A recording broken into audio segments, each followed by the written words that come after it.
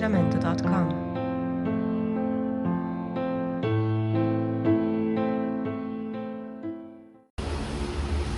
Bom dia, a graça e a paz de Jesus. Que nesta manhã possamos nos alegrar e nos regozijar no Espírito da graça de Deus, porque nós sentimos o nosso Deus entre nós, porque os nossos lábios estão cheios de risos. Não é? A nossa boca expressa um louvor perfeito, ao Criador, ao Eterno, ao Deus vivo, que nos criou para louvor e glória do teu santo nome. Então a Ele, glória, honra, poder e majestade. Louvado seja Deus, aplauda o teu Deus, aplauda o nosso Deus, que é hoje de todo louvor e adoração. Glória a Deus. Sejamos impactados por esse Espírito que nos conduz sempre às águas tranquilas de descanso, ao manancial de águas vivas, as águas que curam, as águas que libertam, as águas que reestruturam os filhos que estão tristes e abatidos, sem esperança. Essas águas são saudáveis. Essas águas, elas é remédio na nossa vida.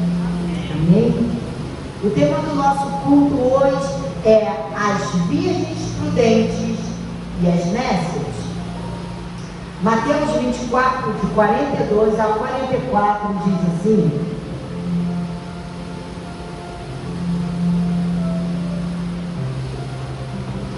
por isso vigiai, porquanto não sabeis em que dia virá o vosso Senhor.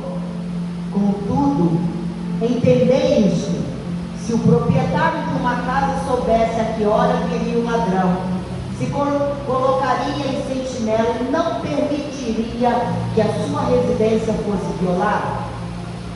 Portanto, ficai igualmente vós alertas, pois o Filho do Homem virá no momento em que menos esperais. Oremos ao Senhor. Senhor, nosso Deus e Pai, louvamos o teu nome, Senhor, e engrandecemos, Senhor, o teu Santo Espírito. E de antemão já agradecemos, ó Deus, a oportunidade de estarmos reunidos no teu nome, Senhor, para cultuá-lo, Senhor, porque é privilégio nosso, Senhor, não estar, Senhor, perdido nesse mundo, mas já ter sido resgatados pelo teu sangue de poder, Senhor. Estamos juntos, Senhor, comemorando, exaltando, louvando e bendizendo o teu nome e a tua presença entre nós. Fala conosco, Deus, através da tua palavra, para que possamos sair daqui certos da nossa caminhada, Senhor, de uma caminhada santa, vigilante e correta, em nome de Jesus. E a igreja diga amém, amém e amém, Jesus. Como parte desse sermão, como parte do sermão proferido no Monte das Oliveiras, Jesus contou várias parábolas sobre a importância de estarmos preparados para o seu retorno. Por exemplo, ele destacou que a sua vida seria inesperada, como nós lemos, e que os seus seguidores necessitariam manter o quê? Um estilo de vida fiel e obediente enquanto esperam por ele. Entendam que o nosso estilo de vida não pode ser igual ao mundo. O nosso estilo de vida tem que ser um estilo de vida de fidelidade e de obediência. Mateus 24, de 45 ao 51, fala assim: sendo assim, Quem é o servo fiel e sábio, e a quem o Senhor confiou a sua casa para dar-lhes alimento no seu devido tempo? Feliz aquele servo a quem seu Senhor, quando voltar, o encontrar agindo dessa maneira. Com certeza vos afirmo que o Senhor confiará ao seu servo todos os seus bens. Entretanto, supondo que este servo, sendo mau, diga a si mesmo: meu Senhor está demorando muito, e por isso passe a agredir os seus conservos e a comer e beber com beberrões.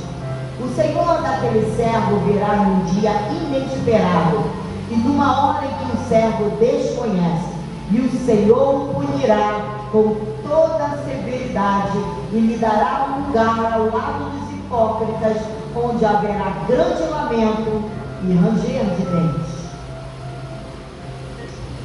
O pano de fundo para essa parábola de Jesus, o pano de fundo era um costume matrimonial daquele tempo. Ele fala de vigilância o tempo todo. Ele alerta a igreja o retorno dele. Ele alerta a igreja de que ele vai chegar de uma maneira que ninguém está esperando. Então ele diz o seguinte: se você for achado entre os beberrões, entre os ébrios, entre os maldizentes, entre as mesas dos ímpios, ele diz: o Senhor punirá com toda severidade e lhe dará um lugar ao lado dos hipócritas, onde haverá grande lamento e ranger de dentes. Ao lado dos hipócritas. Os hipócritas também são aqueles que dizem: Jesus é o Senhor. Aí eles estão falando aquilo que os demônios também falam. Eles sabem que Jesus é o Senhor. Então a necessidade de ser vigilante, se não fosse assim, como dizem por aí, você é salvo, você não precisa se preocupar em ter um estilo de vida obediente, fiel, de renúncia. Muitos dizem por aí exatamente isso. Hipócritas. Para eles haverá um lugar de lamento e ranger de dentes. Quando Deus te chamou e me chamou para ter uma vida alicerçada, vigilante sobre a torre. Sabe o que Jeremias disse quando ele subiu a torre? Vigiarei para atentar a resposta de Deus e verei o que meu Deus me fala. Então, o pano de fundo de vigilância, Jesus colocou como um patrimônio daquele tempo. Mateus 25, de 1 a 13. Portanto, o reino dos céus será semelhante às 10 virgens que pegaram suas candeias e saíram para encontrar-se com o noivo. 5 delas eram sábias, mas as outras 5 eram inconsequentes. As que eram inconsequentes, ao pegarem suas candeias, não levaram óleo de reserva consigo. Entretanto, as prudentes levaram óleo em vasilhas, junto com suas candeias. O noivo demorou a chegar e todas ficaram com sono e adormeceram. À meia-noite, ouviu-se um grito: eis que vem o noivo, saí ao seu encontro. Então todas as virgens acordaram e foram preparar suas candeias. As insensatas recorreram às sábias: dai-nos um pouco do vosso azeite, porque as nossas candeias estão se apagando. Porém as sábias responderam: não podemos, pois assim faltará tanto para nós quanto para vós outros. Ide, portanto, aos que o vendem e comprai-o. Mas saindo elas para comprar, chegou o noivo. As virgens que estavam preparadas entraram com ele para o banquete de núpcias e a porta foi fechada. Mais tarde, todavia, chegaram as virgens imprudentes e clamaram: Senhor, Senhor, abre a porta para nós. Contudo, ele lhes respondeu: com certeza vos afirmo que não vos conheço. Portanto, vigiai, pois não sabeis o dia, tampouco a hora em que o Filho do Homem chegará. A parábola das 10 virgens é encontrada somente em Mateus. Jesus contou essa parábola alguns dias antes de sua crucificação. Ele recentemente havia ensinado sobre o tempo da vida do reino. Lembra que nós lemos ainda há pouco, em Mateus 24, 45 a 51, ele estava falando da vida do reino e a importância da vigilância. E em Mateus 24, ele fez uso de 3 parábolas para ensinar a importância da preparação pessoal para essa vida. Então, não é de qualquer maneira. Nós temos que nos preparar para esse grande dia, porque para nós morrer é lucro. Se daqui partimos, que possamos partir de modo muito digno para alegrar o nosso Senhor. Essa é uma importância em que Deus se agrada. Se não fosse assim, Ele não mandaria que vigiasse. Ele também fez uso de 3 acontecimentos principais do matrimônio daquele tempo. Nós lemos agora, de 1 a 13. Ele fez uso de 3 acontecimentos principais. O acordo legal feito pelos pais do casal. A procissão até a casa da noiva, em que iam o noivo e seus companheiros. E o retorno do grupo à casa do noivo, para a festa do casamento, por fim, a festa propriamente dita. Então, vamos pensar um pouco aqui. Não, vamos. Isso. Vamos pensar um pouquinho aqui. O acordo legal feito pelos pais do casal. O acordo legal entre o Eterno, o Criador e o seu Filho Jesus. A procissão, esse acordo é ide, resgatar a noiva. Olha, a procissão até a casa da noiva, em que iam o noivo e seus companheiros, o retorno do Cristo. Olha isso aqui, a procissão até a casa da noiva. Você sabe o que Jesus fez para chegar à cruz do Calvário? Uma procissão para a cruz, para casar com a sua noiva. E o retorno do grupo à casa do noivo. O retorno é o retorno do noivo, é o retorno de Cristo para buscar a sua noiva, para subir com ele. Jesus descreveu a sua segunda fase. Jesus descreveu a segunda fase, na qual o noivo e o seu grupo seguem para a casa da noiva, onde a noiva o está aguardando com as 10 virgens, que são suas damas de honra. De que forma que elas estão aguardando? De que forma que a noiva está aguardando o seu noivo? Vigilante, com azeite na candeia. Ai, peraí, tem um outro azeite aqui para reposição. O que é isso? É a vigilância. Esse azeite que vai ser substituído, se aquela chama do outro azeite terminar, tem o que está ali para reposição. a vigilância de nunca deixar faltar o azeite na sua vasilha, na sua candeia. Então ele fala nesse aspecto, ele chama a atenção da segunda fase da vigilância.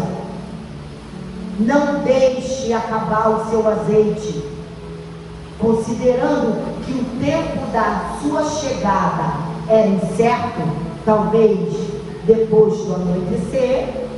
Cada jovem necessitava ter sua lâmpada, uma vasilha de azeite extra para a reposição. Vamos ler Lucas 12, do 35 ao 40. Estejam cingidos os vossos lombos e acesas vossas candeias, e sede vós semelhante aos homens que esperam o seu Senhor quando houver de voltar das bodas, para que, quando vier e bater logo, possa abrir-me. Bem-aventurado aqueles servos quais, quando o Senhor vier, achar vigiando. E em verdade vos digo que se cingirá e os fará sentar à mesa, e chegando-se os servirá. E se vier na segunda vigília, e se vier na terceira vigília, e os achar assim, bem-aventurados são os tais servos. Sabei, porém, isto, que se o pai de família soubesse a que hora havia de vir o ladrão, vigiaria e não deixaria minar a sua casa. Portanto, estai vós também apercebidos, porque virá o Filho do Homem a hora que não imaginais.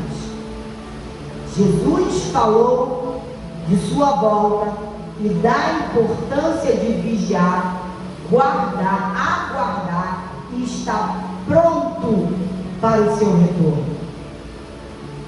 Comparou essa vigilância com a atitude que os servos devem ter enquanto o seu Senhor está longe. Os servos eram responsáveis por proteger a casa do seu Senhor, com guardas e em vigílias de 3 turnos. O Antigo Testamento registra essas vigílias da seguinte maneira. Pode ir. O princípio das vigílias. Lamentações 2:19 diz assim: ergue-te, clama de noite no princípio das vigílias, durante o meio da noite, faz o teu coração derramar como água diante do Senhor. As vigílias, o princípio das vigílias, ia do pôr do sol até as 22 horas, até as 10 horas da noite. E a vigília média, Juízes 7:19, diz assim: chegou, pois, Gideão e os 100 homens que com ele iam ao extremo do arraial, ao princípio da vigília média, ou da meia-noite. Começava às 22 horas e ia prolongava-se até as 2 da manhã. Então a vigília média é a vigília da meia-noite. E a vigília da manhã, Êxodo 14:24, diz assim: e aconteceu que na vigília daquela manhã, o Senhor na coluna de fogo e da nuvem viu o campo dos egípcios e alvoroçou o campo dos egípcios.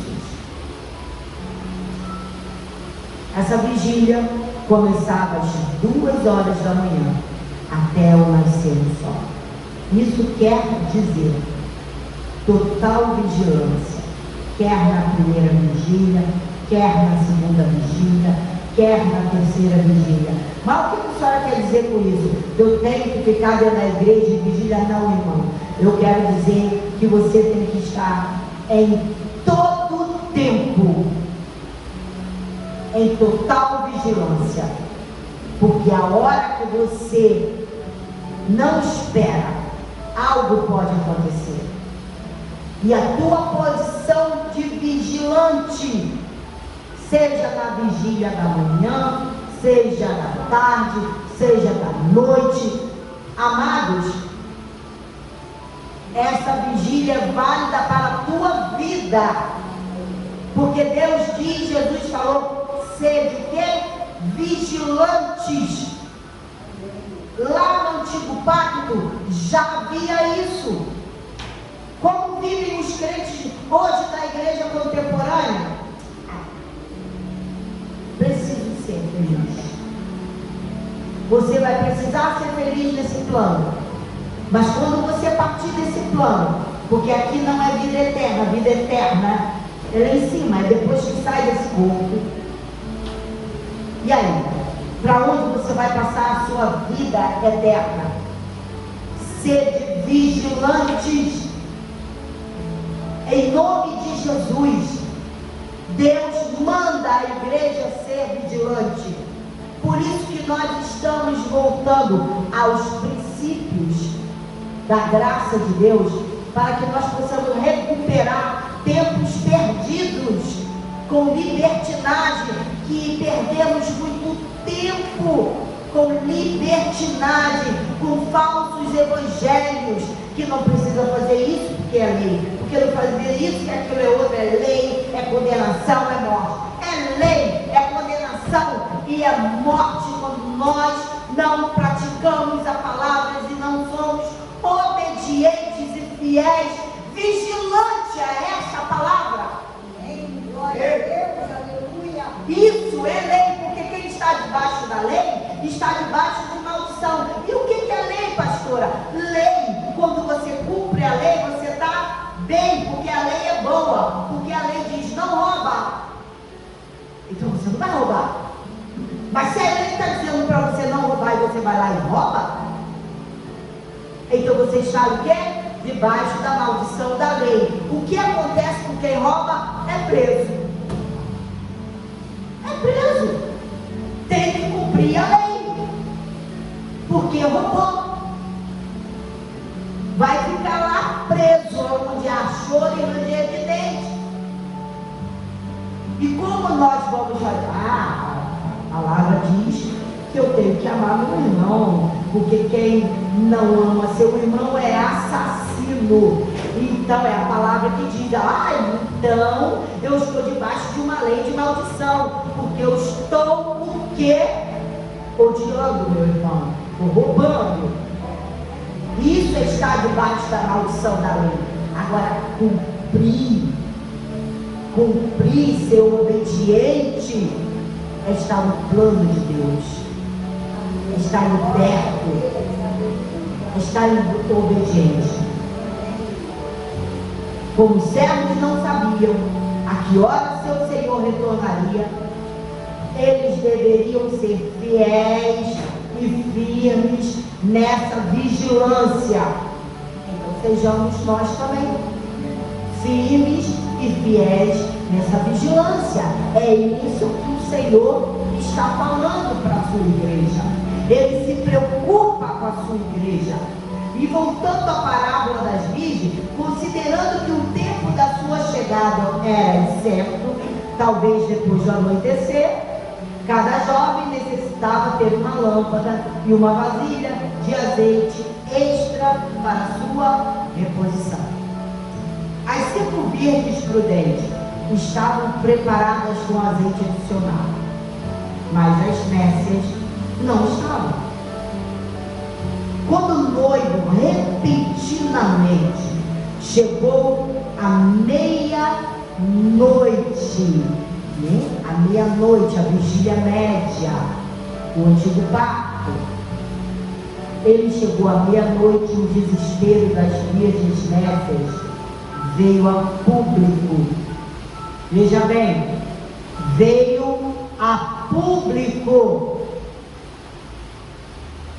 Quando o Senhor voltar e as noivas prudentes subirem, a igreja prudente subir e a nécia ficar, e suas imprudências, suas vergonhas vierem a público como algo horrendo e vergonhoso, essa noiva será proibida de entrar na festa do casamento.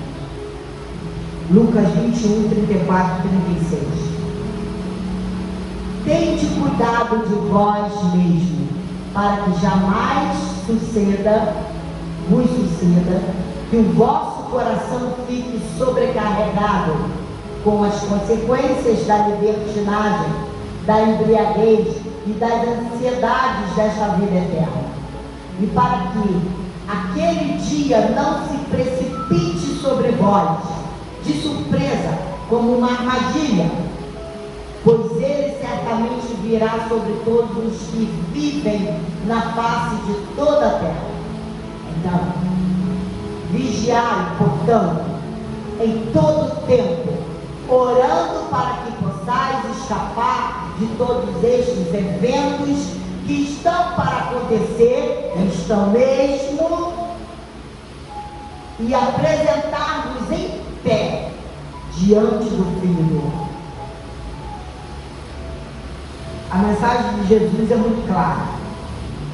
A sua vinda, assim como a da noiva na parábola, pode até demorar. E as mulheres e homens que o seguem devem estar continuamente preparados. Sabe de uma coisa, irmãos? Essa passagem da Bíblia muitas vezes foi usada, descrita de maneira muito incorreta. Eu e a minha prima já fomos alvo dessa interpretação errada. Logo assim, na minha conversão, vieram orar por nós e nos chamaram, ela está rindo, de virgens nécias, porque estávamos de bermuda, Então estávamos de bermuda, aí a irmãzinha, com todo agrado, foi lá orar por nós, aí olhou para a gente, Nós já estávamos em casa, de bermudinha, a blusinha sem manga, mandou logo a acusação, usou essa passagem e lá nos chamou de virgens nécias. E aí ficamos lá, mas por que nós somos virgens nécias? Então, acontece que usam essa passagem de maneira muito, mas muito importante. Isso tem um peso de extrema responsabilidade. É algo que você tem que fazer força, se exercitar para ver a glória de Deus na sua vida. Vigiar, o que fala, porque Tiago diz que a língua é um órgão pequeno que põe em chama toda uma floresta. Então, quando depender de vós, tenha paz com todos. Se alguém te falou algo ofensivo, você faz depois cala a boca, fica quieto, porque Jesus quem te justifica. Se você falar, se você for de encontro na mesma moeda, eu te digo com certeza, como assim, é propriedade do assunto, Deus não fará justiça quanto à sua ofensa. Quanto à ofensa que você recebeu, você entrou com a sua. Amado, você foi lá, bateu de frente e disse: olha, você falou isso para mim que eu não gostei. Isso. Deus não precisa da minha justiça. Ele não precisa da minha justiça. Então o que farei eu se ela já fez a justiça? Nada. Deixa Deus fazer a justiça dele. É muito melhor estar na mão de Deus vivo, debaixo do teu amor supremo e da sua justiça gloriosa, do que cair na mão dele para grande disciplina, porque pode até demorar, mas acontece. Então, Quando depender de você, ó, aqui você está concordando com tudo. Chega lá fora, você vai ser testado. Aí está na hora de lembrar a palavra. Fique calado, não fale nada. Não vale a pena. Desgaste emocional, coração estourando, mente que depois fica ruminando aquilo, será que eu será? Mas também falei. Sabe, não se justifica. Deixa Deus te justificar. Examinemos a nós mesmos nessa questão tão importante. Quando nos entregamos às nossas devoções pessoais, fazemos de que maneira? Fazemos mornamente? E o fogo da devoção está queimando fraco em nosso coração? As rodas da carruagem arrastam-se pesadamente? Vigilância não é fácil, mas tem que encontrar um grande contentamento. Se sim, se você está nesse aspecto de rodas empurrando, pesada, ou se o fogo está ficando baixinho no seu coração, preste atenção que este é um sinal de declínio. Continuemos a prantear, pedindo pelo Espírito de graça e súplica. Nós não somos desse mundo. Vamos separar momentos especiais de oração extraordinária, como faremos agora, no final desse mês, a nossa vigília de oração. Isso é lei, pastor? Não. Que lei? Lei boa, né? De orar, nos santificar, nos consagrar ao Senhor, não é? E agradar o coração de Deus, porque nós estamos suplicando ao Eterno, ao Criador de todas as coisas. Nós estamos perdendo tempo de balela, de conversinha fiada, de fazer como é que se fala? Um crochê, uma toalha de crochê, falando mal de fulano, Beltrano, Ciclano, um ódio devorador que vai entrando nos corações e nós vamos perdendo a linha da visão da eternidade. Nós ficamos cegos no meio do ódio e do rancor. Ficamos cegos. Então, esse fogo diminuirá sobre as cinzas da conformidade mundana. Diminuirá o fogo no altar da família e reduzirá a nossa influência na igreja e no mundo. De que forma que você pode pregar de Jesus, falar de Jesus, ver vidas salva? Você que lidar com várias pessoas durante toda a semana, às vezes alguém vai falar para você: olha, eu estou passando por um momento assim, assim, assim. Vamos ver o que a Bíblia diz. Não deixe esse fogo apagar. Não deixe. O nosso coração é um altar de ouro. Deus ama ver os corações do seu povo ardendo por Ele.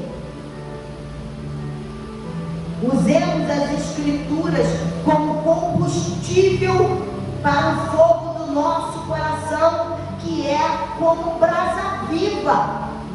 As Escrituras é um fogo que vai para o nosso coração e olha, acende uma brasa viva. Porque fazendo assim, Levítico 6,13 diz assim: o fogo arderá continuamente sobre o altar, jamais deverá ser apagado.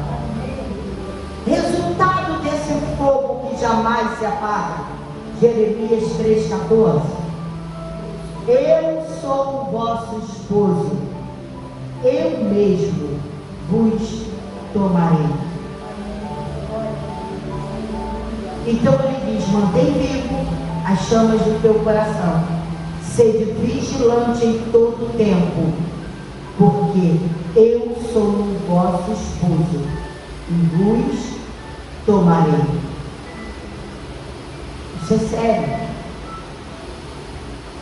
Mateus 25, 34, para terminar, diz assim: então dirá o rei a todo que estiver à sua direita: vinde abençoados do meu Pai, recebei como herança o reino, o qual vos foi preparado desde a fundação do mundo. Amém? Amém.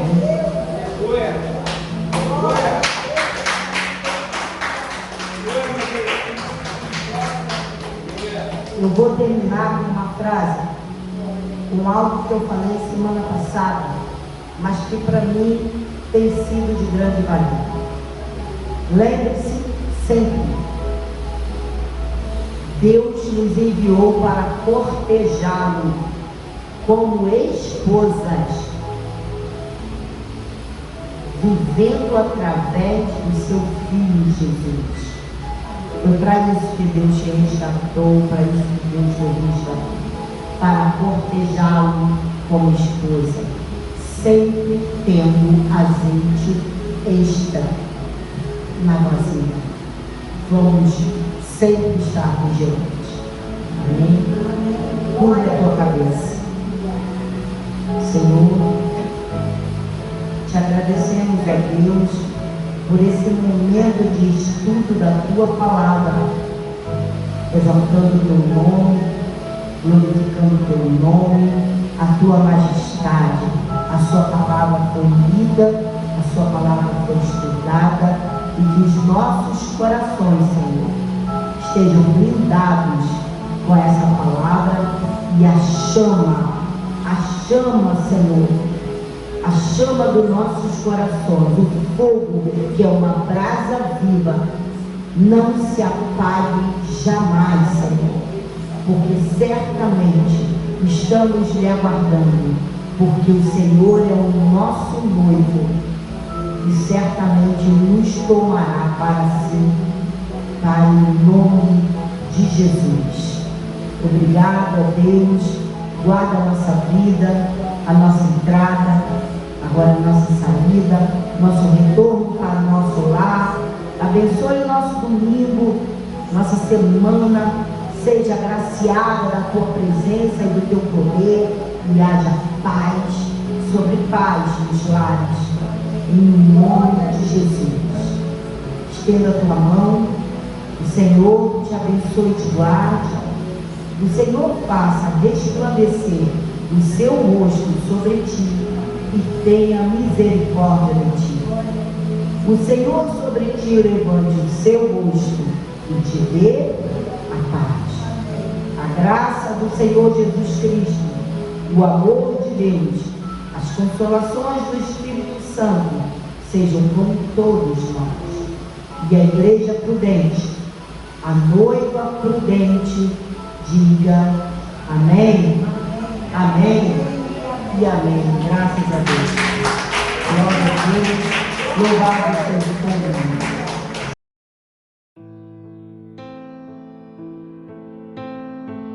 Jamendo.com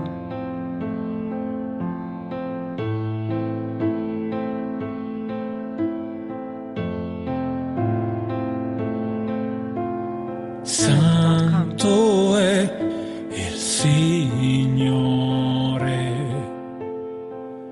che si